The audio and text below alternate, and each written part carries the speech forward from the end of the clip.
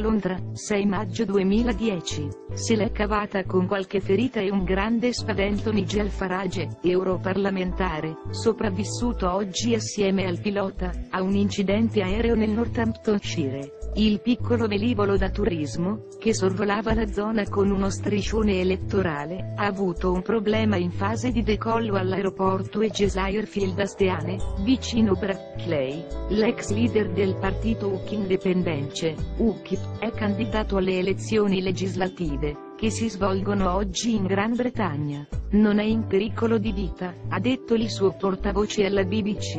Il pilota, che era rimasto intrappolato fra i rottami del velivolo, è stato trasportato in elicottero nell'ospedale di Coventry. And an update on our breaking news this morning. The former leader of the UK Independence Party, Nigel Farage, has been involved in a plane crash this morning. It happened just after 8 o'clock earlier this morning, west of Milton Keynes, near Brackley in Northamptonshire. It was a light aeroplane that was involved in this crash. It's understood he's been taken to Horton General Hospital in Banbury. He suffered only minor injuries. The pilot on this plane had to be cut free from the wreckage and taken to hospital in Coventry. It's believed it was a political banner that was involved in this accident. The light aircraft came down in a cornfield just next to the airfield where they were trying to land.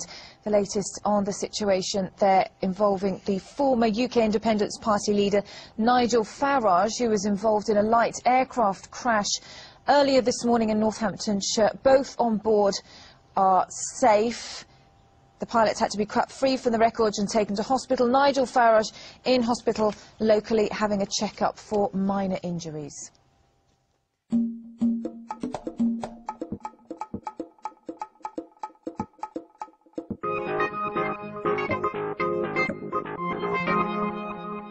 Freedom and Democracy next, President Nigel Farage. We're in the presence of a great man today, the President of Europe, a man who is so important.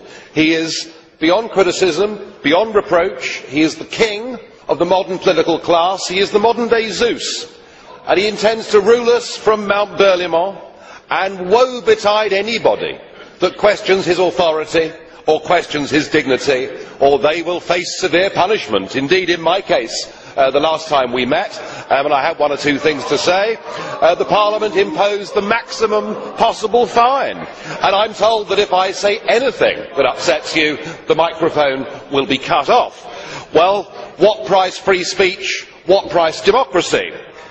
But you've come back to us today, and now with the approval of Mr Sarkozy and Angela Merkel, you're the head of a new economic government for 500 million people.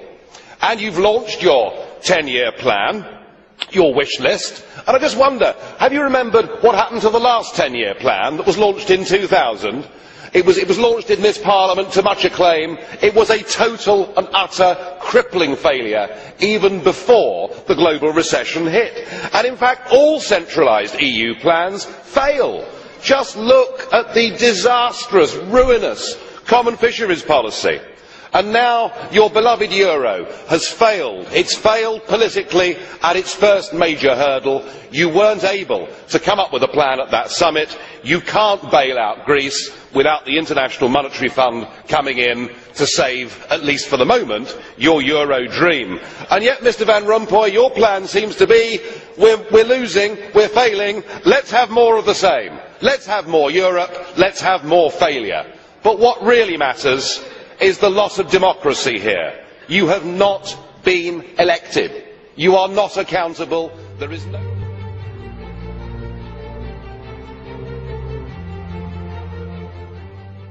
We were told that when we had a president, we'd see a giant global political figure.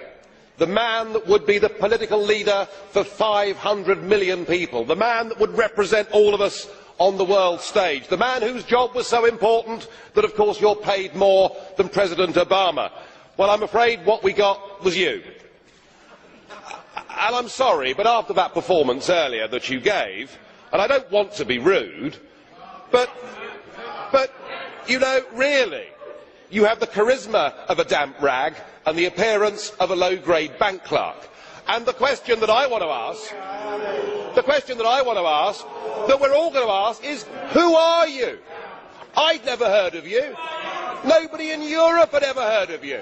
I would like to ask you, President, who voted for you? And what mechanism? Oh, I know democracy is not popular with you lot. And what mechanism do the peoples of Europe have to remove you? Is this European democracy?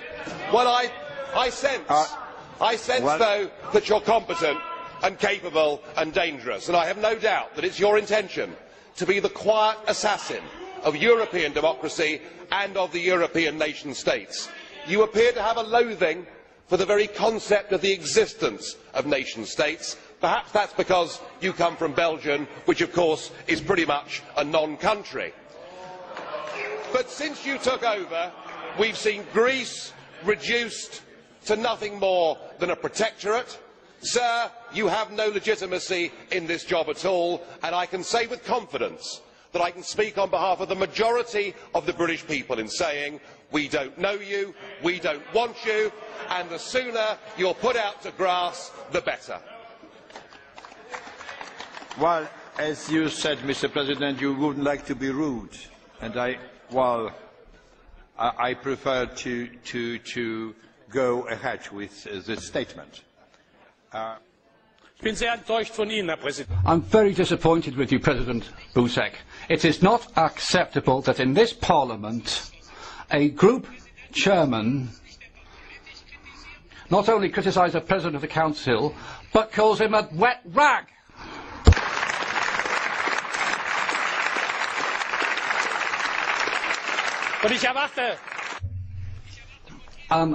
I expect you, President,